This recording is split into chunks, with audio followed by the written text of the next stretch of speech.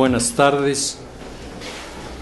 Vamos a dar inicio a este análisis del 21 de enero del año 2015.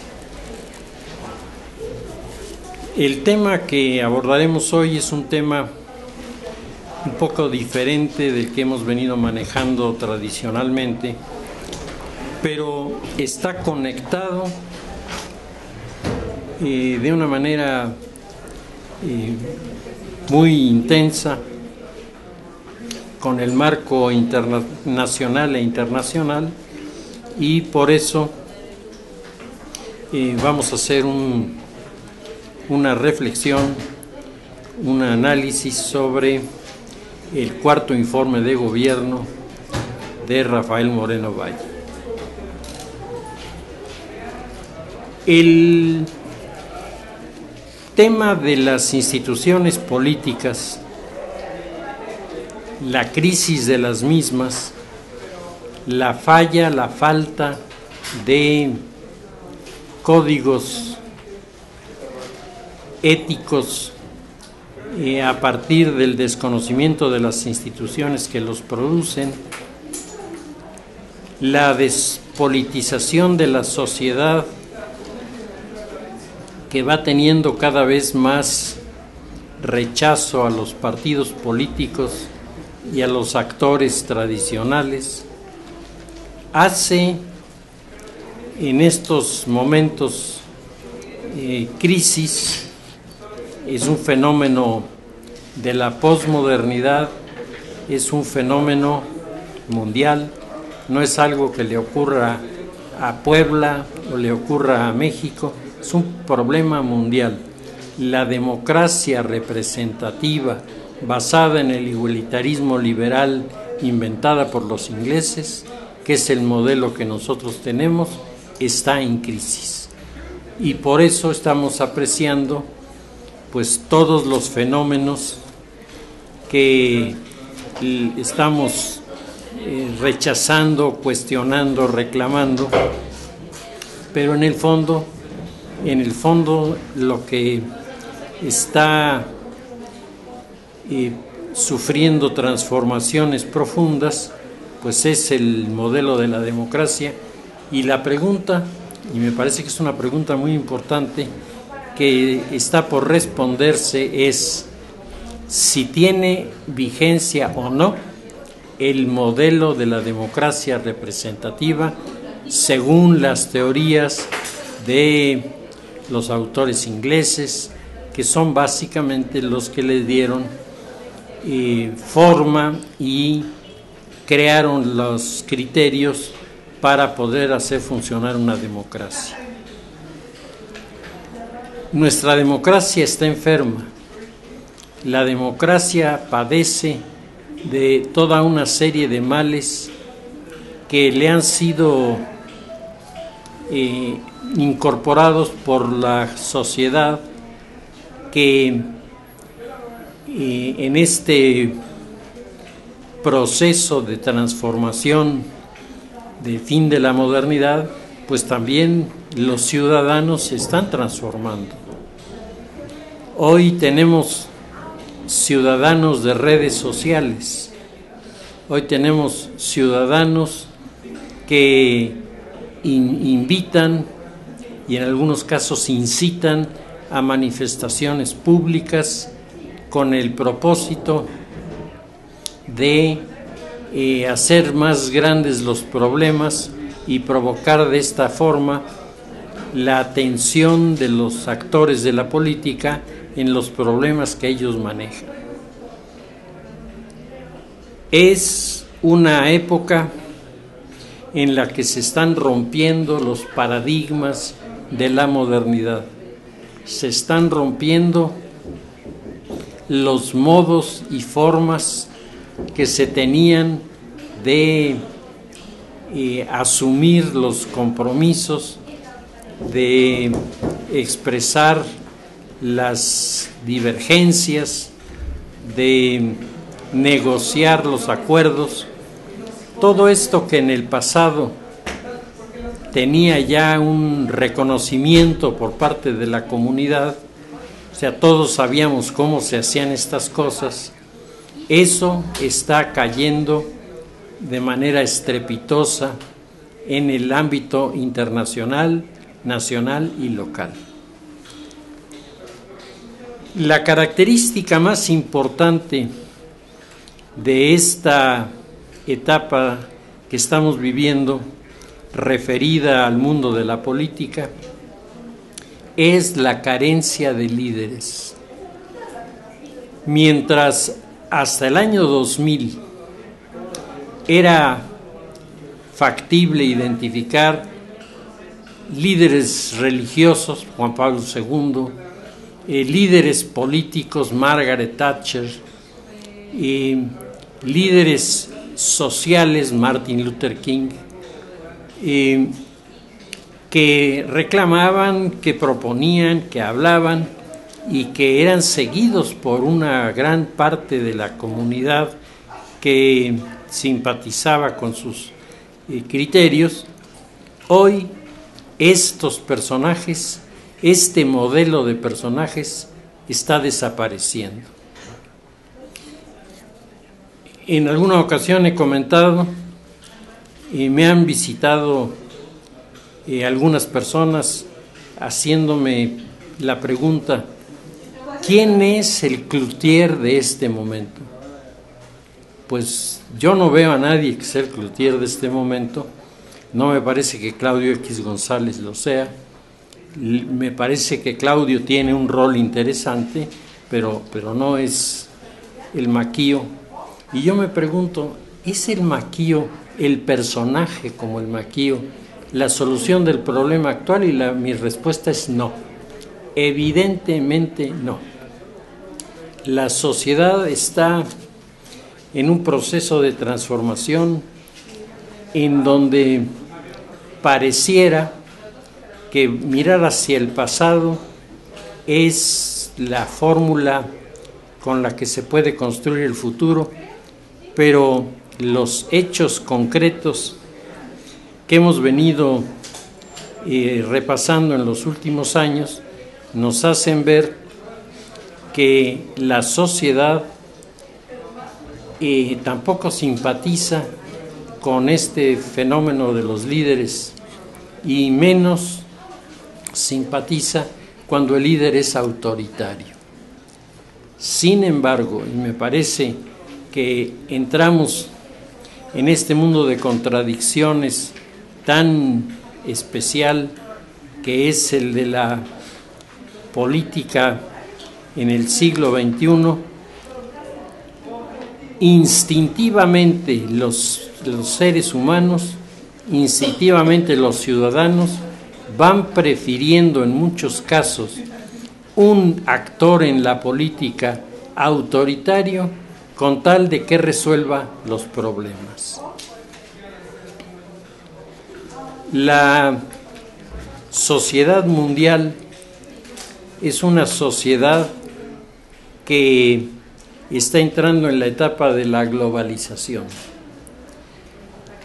Para hablar del tema de la globalización hay que destacar que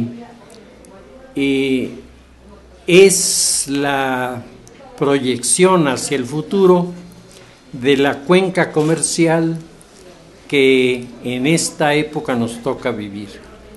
Las épocas de las cuencas comerciales han sido la cuenca de la fértil media luna 5000 años antes de Cristo, la cuenca de la antigüedad que termina con el Imperio Romano, la cuenca de la Edad Media en la que se fijan los fundamentos de una sociedad y de una cultura de la cual nos sentimos parte. Después estaría la cuenca comercial o las cuencas comerciales que nacen en la modernidad, es decir, las cuencas del descubrimiento de América y sus consecuencias, y la nuestra que nos está tocando vivir ahora, la cuenca cultural de la globalización, en donde lo globalizado indiscutiblemente se va a caracterizar por su vinculación con los elementos tecnológicos. Hace unas semanas estuvo con nosotros una politóloga holandesa,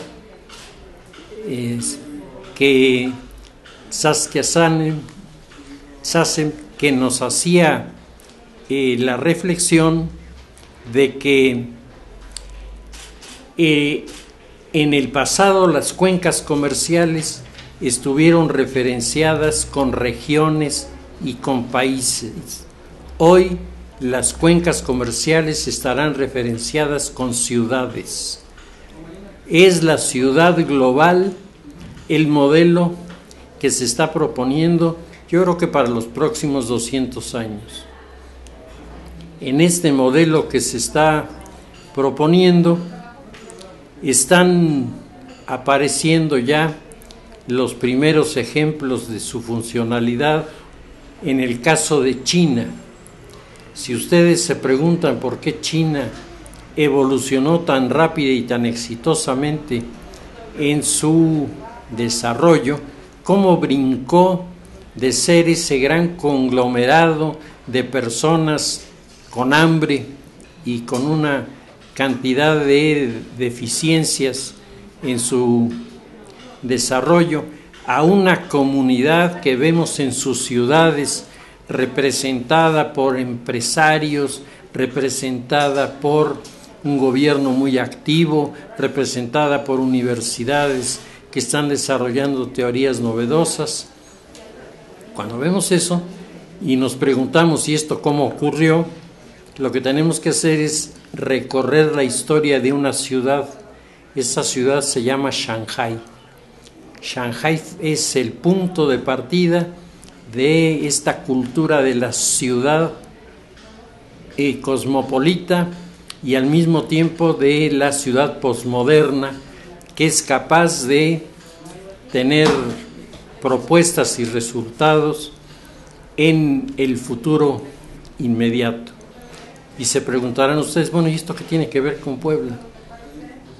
Pues tiene que ver, entre otras cosas, que Puebla está siendo sugerida como una de las ciudades globales en este proyecto internacional, y al ser promocionada a esta posición, sin duda lo que ocurra aquí va a tener un significado mucho más importante de lo que los habitantes de la ciudad pensamos que pueda lograr.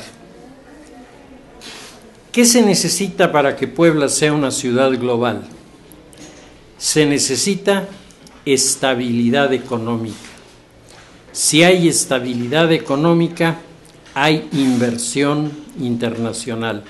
Y ahí comienzan todos los elementos que se conjugan en este modelo de la ciudad global, en donde la ubicación geográfica, la aportación de una economía equilibrada, la presencia de capitales internacionales que son los socios externos del modelo que se trata de echar a andar, y luego una industria que responde con efectividad y productividad al reclamo, van configurando los factores de esta ciudad que, en el caso de Puebla, de una manera muy especial, tendría la enorme riqueza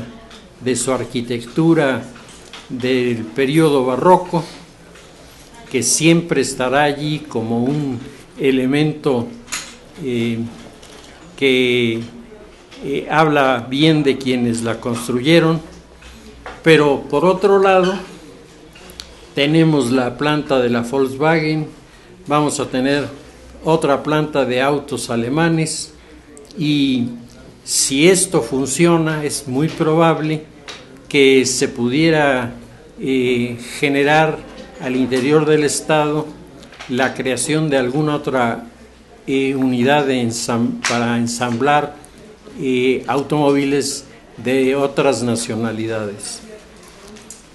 Estos puntos nos hacen apreciar la diferencia del pasado. Antes, el industrial era el hombre exitoso dentro de la comunidad que lanzaba su idea de, en el caso de Puebla, los textiles, etcétera, etcétera. Y tenía que conquistar los mercados internacionales y desde luego el mercado nacional. Hoy el modelo es un modelo en el que la vinculación con el extranjero, la alianza en la producción y sobre todo en la distribución es lo que garantiza el éxito de estas maniobras. China ha venido a sacudirnos con la inversión de 20,000 millones de dólares para iniciar los trabajos de la construcción de lo que será un canal en Nicaragua, que sería el equivalente del canal de Panamá. ¿Para qué se hace un canal en Nicaragua si hay uno en Panamá? Se hace para que el grupo político al que pertenece este canal sea capaz de transportar petróleo, gas y sea capaz de transportar buques del Pacífico al Atlántico y hacer de este tránsito un tránsito rápido, efectivo, que pueda competir con el sistema de Panamá, porque en Panamá sigue el sistema de esclusas, y el sistema de esclusas, por mucho que se ha modernizado, y vaya que si lo han modernizado, sigue teniendo un tiempo muy, muy largo para vaciar una esclusa, para llenar la otra, para hacer el traspaso de niveles. El proyecto de China en Nicaragua supone el aprovechamiento del lago de Nicaragua y por lo tanto la desaparición de las esclusas. Vamos a ver si funciona, pero por lo pronto 20,000 millones de dólares están puestos allí. Aquí los chinos se están apostando, yo creo que todos lo sabemos, a la construcción del tren bala de Querétaro a Ciudad de México. Y yo me he preguntado, y creo que muchos nos preguntaremos durante algún tiempo, bueno, ¿y por qué Querétaro?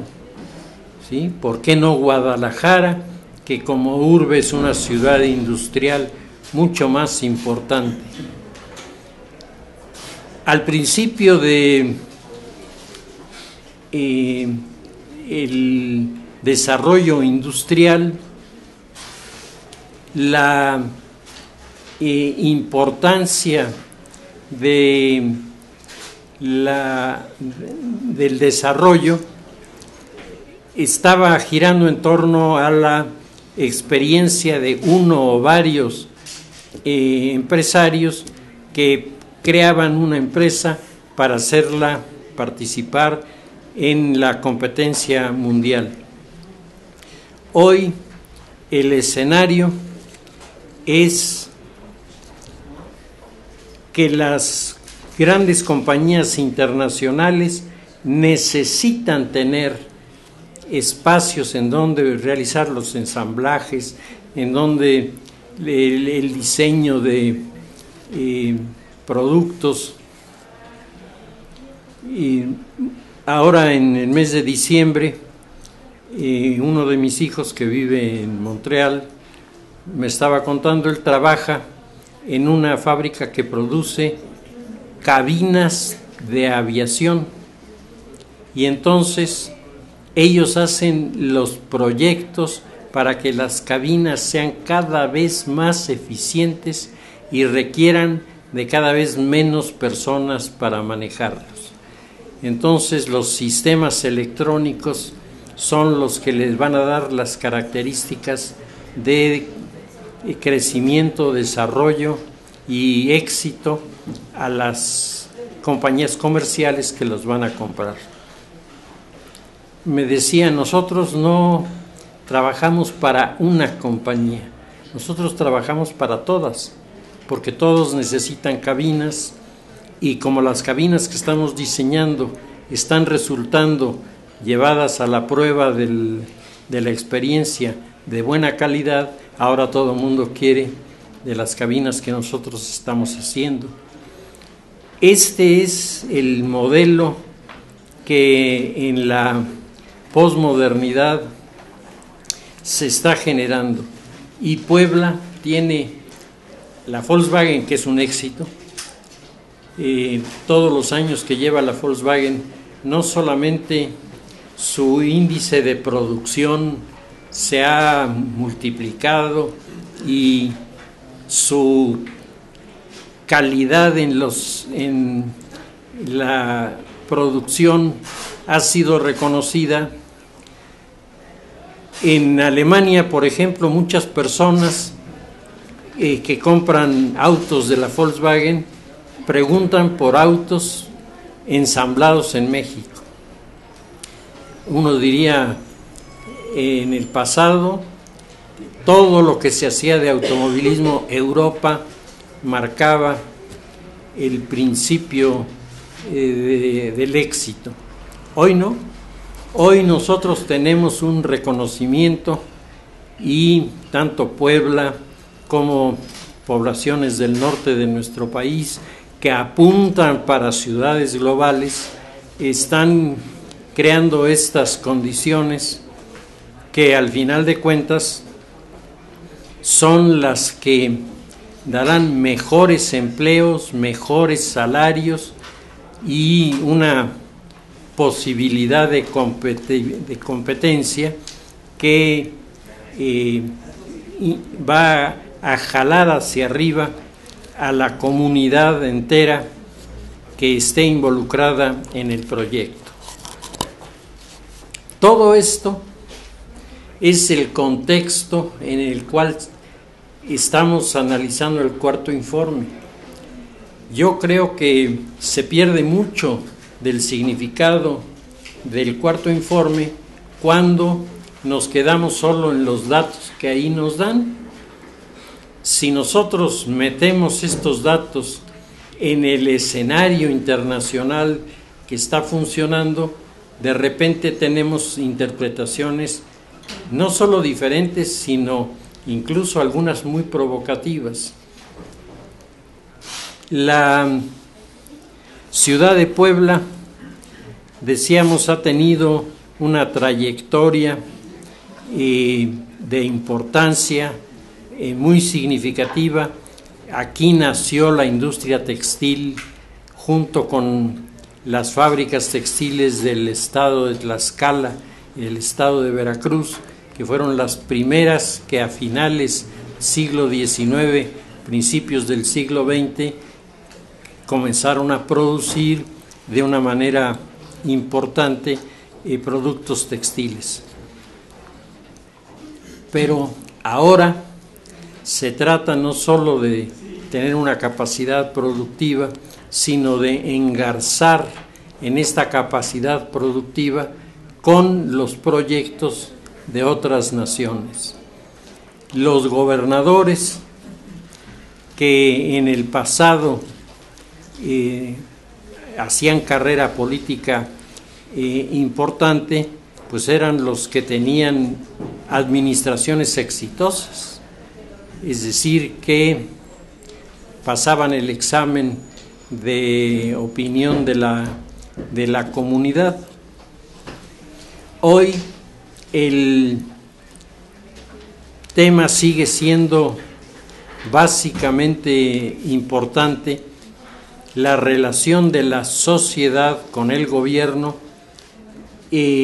y el reconocimiento de la sociedad a las cosas que hace el gobernador. En el periodo anterior se ha constituido una unidad de gobernadores, la CONAGO, que en realidad es una institución que pudiéramos considerar artificial, porque en teoría para eso estaban los senadores, para arreglar estos asuntos, pero se ha venido configurando y me parece que en el ámbito mexicano está cumpliendo funciones interesantes. Los gobernadores, en un lapso que va del año 2000 a la fecha, estamos hablando de 14 años, en estos 14 años se han podido apreciar innumerables transformaciones en el orden político. Una de las más significativas es que los gobernadores están no solo en la disposición, sino en el orden práctico, están sentándose a negociar, están poniéndose de acuerdo, no diría yo al margen del poder federal, pero sí de manera cada vez más autónoma. Y entonces los gobernadores están impulsando el crecimiento de la sociedad sobre el principio de que una buena democracia tiene una buena sociedad civil. La democracia por sí misma no subsiste. La democracia, si se le deja sola, se muere. La democracia vive por sus ciudadanos. Entonces, en la medida en la que los gobernadores están incentivando la participación social o están respondiendo a la demanda social, en esa medida se van consolidando sus proyectos de gobierno que van a responder a las necesidades de un mundo en pleno proceso de transformación. La visión de la pluralidad política es, creo yo, uno de los elementos que han entrado también a formar parte de nuestra experiencia. Y en primer lugar, el gobernador llegó al puesto de dirigente en el estado de Puebla aliado con otros partidos. Es decir, el gobernador entiende la lógica de los acontecimientos. Los que no la entendemos somos los ciudadanos, y aunque parezca mentira, las dos partes tienen razón. Si el mundo está en este momento perdiéndole la confianza a los partidos, lo único que salva en diferentes latitudes al modelo democrático, pues es la alianza de intereses políticos y hasta económicos que surgen en la realidad y que se mezclan para proyectar a sus personalidades. Los partidos políticos están resintiendo la crisis de una manera terrible, y el gran problema de los partidos es el gran problema de los grupos empresariales, el gran problema de los grupos sindicales. Ya no hay líderes que tengan el tamaño como para convencer a la sociedad de que ellos pueden ser parte de la solución. La última gran figura de la política mexicana que quiso jugar ese papel, pues es el de la maestra, y bueno, pues la maestra está hoy tras las rejas y con una reducida capacidad de operación, aunque sigue teniendo operatividad. Los modelos caciquiles, los modelos de poderes políticos muy regionalistas están desapareciendo. Están apareciendo nuevas formas, están apareciendo nuevos modelos para avanzar en este sentido. El gobernador de Puebla ha hecho algunas declaraciones respecto de la ciudad y entonces él, por ejemplo, dice que el progreso se observa en el incremento de la inversión, la llegada de nuevas empresas, el fortalecimiento de la infraestructura, el avance de los indicadores económicos, turísticos, educativos y de salud pública. El gobernador está explicando que en la medida en la que en Puebla se están abriendo a las inversiones extranjeras, en esa misma medida se está garantizando el tener los recursos para poder crecer de una manera importante y apoyar algunos de los renglones de nuestra economía que, sobre todo en los últimos años, han venido registrando un crecimiento. El turismo, me parece que Puebla ha mejorado muchísimo sus instalaciones turísticas y el turismo que viene acompañado también de muchos viajeros que llegan a Puebla a explorar las posibilidades de una inversión. Entonces, el proyecto que está presentando el gobernador, pues es un proyecto interesante en este sentido. El gobernador llega a su cuarto informe de gobierno. El cuarto informe de gobierno es la media de su poder político. Tradicionalmente, según decía Daniel Cosío Villegas, al llegar al tercero y cuarto años de su gobierno, un gobernador o un presidente de la República entraba en su etapa de mayor poder y de mayor presencia en la comunidad. Y es en el trayecto del cuarto al quinto informe cuando comienza a presentarse el síntoma del declive de la popularidad y del poder del gobernante, porque ya entre el cuarto y el quinto informe de gobierno comienza la lucha. Ya no es una lucha sorda debajo de la mesa con patadas, ya no, ahora es abierta, en la que los que se sienten candidateables se lanzan a participar de su intención, aprovechando desde luego siempre el lugar en donde están parados.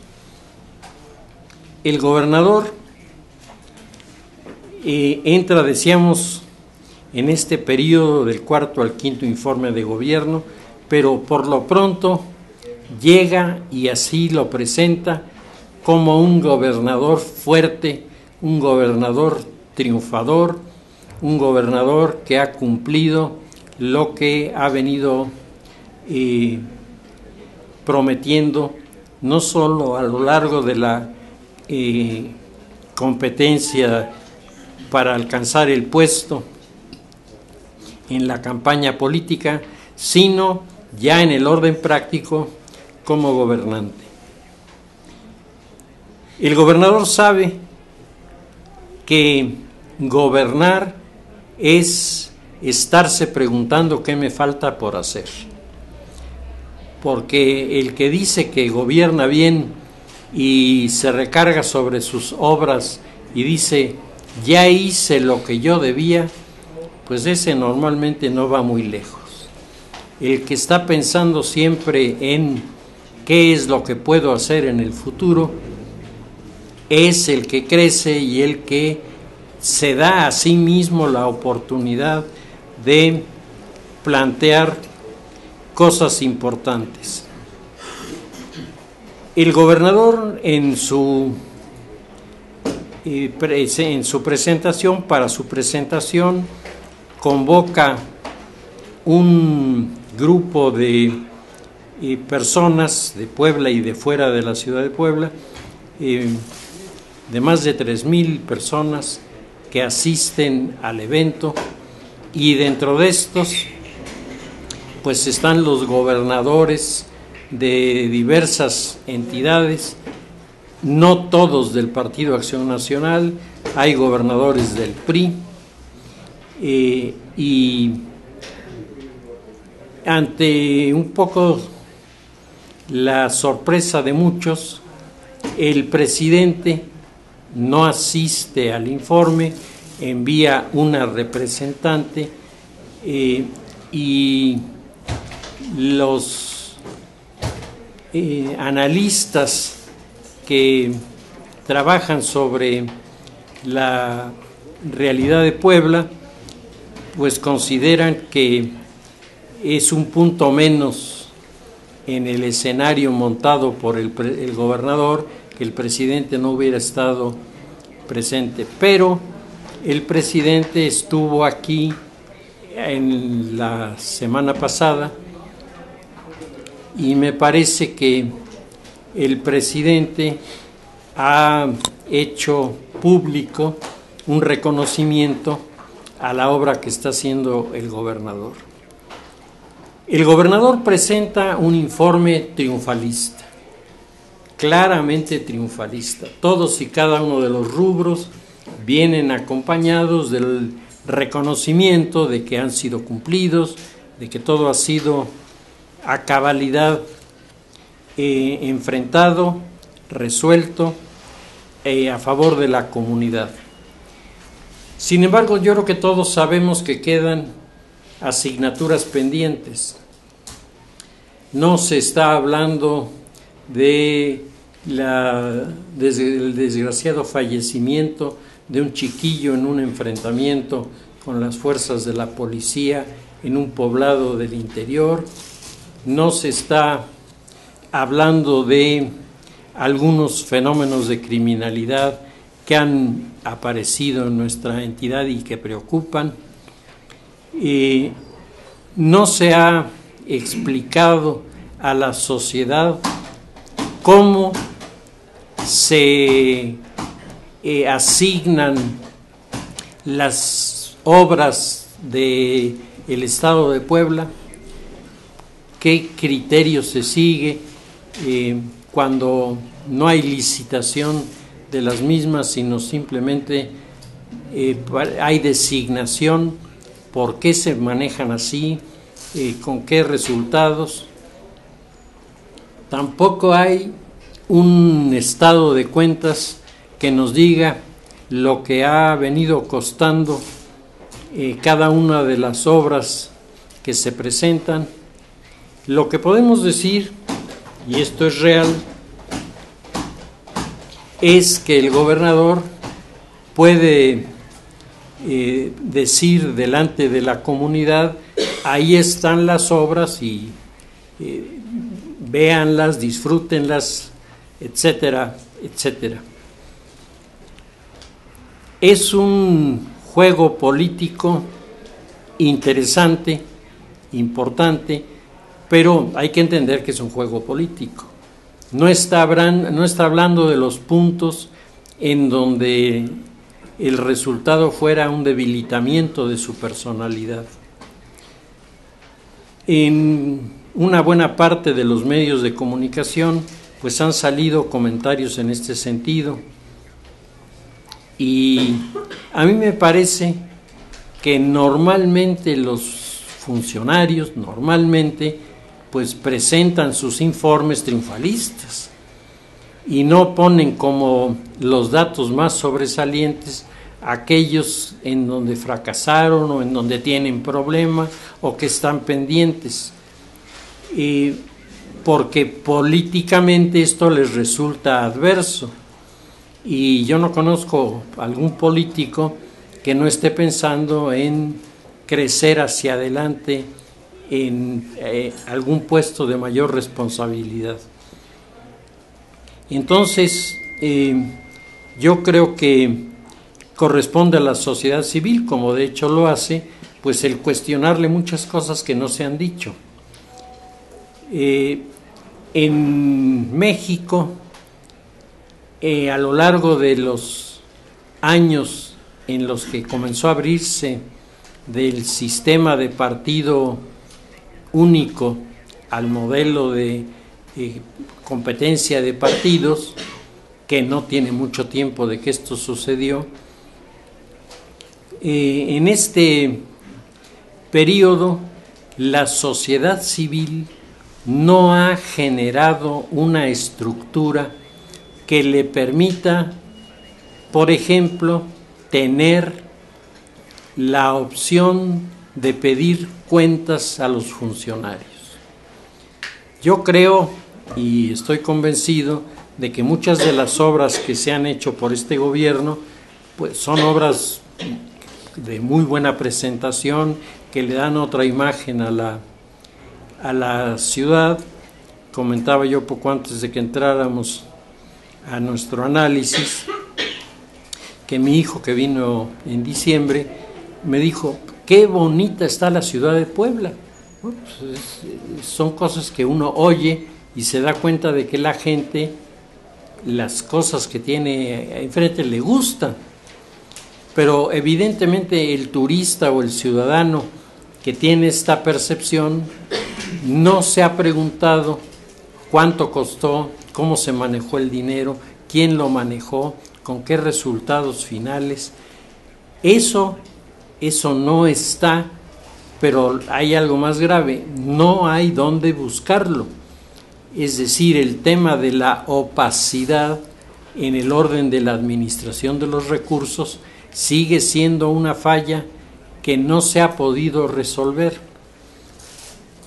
Y esa resolución, esa solución, la tenemos nosotros los ciudadanos, nadie más, porque somos nosotros los que podemos y debemos cuestionar e interrogar para poder así tener la información que nos hace falta, y no solo el aspecto, por objetivo que sea, de las construcciones, de el avance, por ejemplo, en las áreas de salud, etcétera, que todo esto nosotros lo percibimos, oímos comentarios de las personas que en la comunidad han requerido de los servicios de salud, etcétera.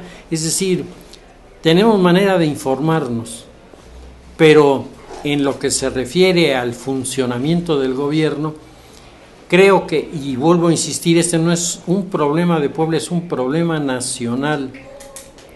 A diferencia de los norteamericanos, que tienen su accountability totalmente reglamentado y en donde cualquier persona se presenta delante del funcionario al que quiere cuestionar y le pide los datos, y el funcionario, presionado por la sociedad, presenta los datos, y entonces sabemos si además de bonitos, si además de estéticos, los edificios pues costaron algo, una cantidad razonable, quién manejó esto, por qué razón se le otorgó la confianza del manejo de los recursos, si costó lo que dicen que costó, si el presupuesto original se mantuvo o tuvo variaciones. Estos que son los puntos técnicos, pues estos desafortunadamente no están abordados. Y no están abordados, yo vuelvo a insistir, por una situación de nosotros los ciudadanos. A nosotros los ciudadanos nos entusiasma. Yo creo que todos estamos de acuerdo en que Puebla pudiera ser una de estas ciudades globales. Creo que todos estamos interesados en que nuestra capital y nuestro estado en su conjunto crezcan. Y nos desconcierta y causa incluso alarma a veces el que nos encontramos con un informe en donde los números, los datos son tan positivos, y por otro lado tenemos la retroalimentación del interior del estado, en donde seguimos teniendo las comunidades rurales más pobres del país. ¿Cómo se puede equilibrar esto? ¿Cómo se puede resolver esta problemática? El argumento del gobierno es: estamos canalizando hacia estos grupos humanos toda una serie de ayudas. Pues eso yo lo aplaudo y creo que todos lo aplaudimos, pero yo creo que nos gustaría saber cuánto se está repartiendo, cómo se está repartiendo, quiénes están resultando beneficiados, para ir teniendo una visión cada vez más clara del proyecto gubernamental y al mismo tiempo poder valorar lo que se nos dice, no solo desde la perspectiva que naturalmente los funcionarios siempre la hacen triunfalista, sino con una visión objetiva en donde podamos reconocer lo que ha sido un acierto y lo que ha sido un desacierto. El gobernador está indiscutiblemente presentando los síntomas de un funcionario que quiere brincar a una nueva administración, es decir, que quiere jugar en serio en la sucesión presidencial. Podrá jugar en este juego de lotería de cada 6 años sobre la silla presidencial en una sociedad en donde lo que faltan son líderes. Este personaje es un líder, es un personaje inteligente, es un personaje astuto, es un personaje que sabe qué cosas le gustan a la sociedad y se las da. Es un personaje que ha sabido situarse al interior de un partido que no era el suyo y ha logrado consolidar al interior de ese partido una fuerza más que respetable. Es un hombre joven, con buena imagen, que proyecta hacia afuera, además, sin cuestionamientos, como la figura de el personaje que pudiera en la sucesión presidencial acceder al gobierno y traducir lo que aquí se ha hecho en la ciudad en hacer algo equivalente en el país. El sueño es interesante, la realidad, cómo funcionará. Yo creo que este año electoral que le toca vivir nos va a decir muchas cosas sobre lo que la sociedad piensa del gobierno en el proceso electoral, en el lanzamiento de los candidatos, en el apoyo de los mismos, y habrá que preguntarse si el gobernador es capaz de retener el índice de votación que tuvo la vez anterior. Si la tiene o crece, sus posibilidades se multiplican de manera notable. Si por el contrario decrecen, a mí me parece que va a comenzar a presentar dificultad su su proyecto a la presidencia de la República.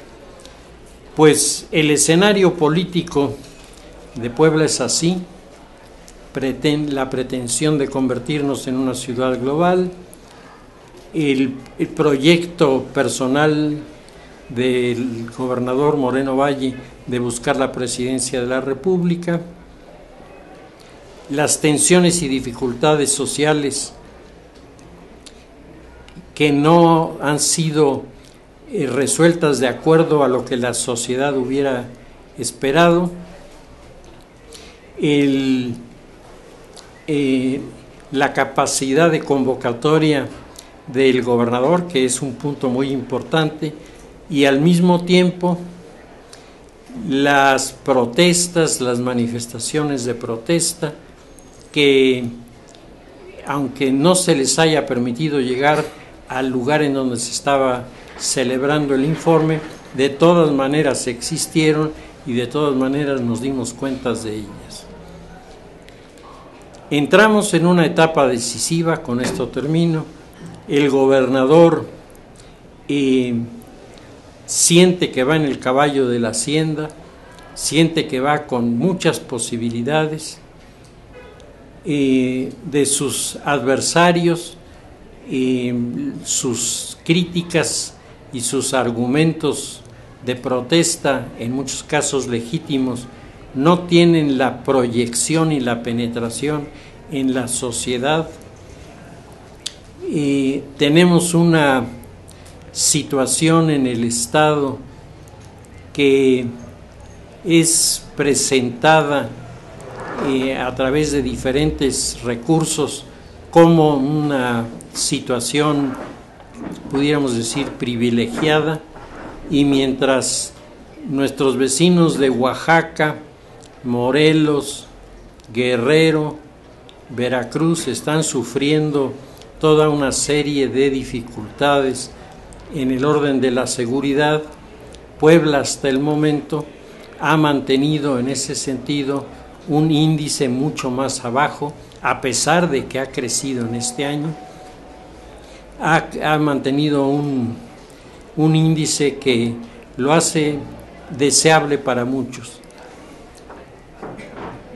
Estamos en el último de los escalones de poder de la gubernatura para dar el paso hacia adelante en su visión de ser candidato a la presidencia de la República, o que la sociedad lo empuje hacia atrás y no le permita ascender. Volvemos al argumento. En este mundo posmoderno carente de líderes, un personaje como el que es gobernador de Puebla tiene más oportunidades de alcanzar lo que desea que otros que pueden ser más preparados, más eficientes, más eficaces, pero que les faltan los recursos, les falta la creatividad para proponerse como se propone el gobernador. Entonces entramos a este periodo del cuarto al quinto informe con año electoral y con una prueba de muy buen tamaño. Va a ser un termómetro extraordinario para medir fuerza, capacidad de solución de problemas y, por otro lado, para oír los argumentos de una oposición que en Puebla se va volviendo cada vez más ríspida en su vinculación con los órganos de gobierno.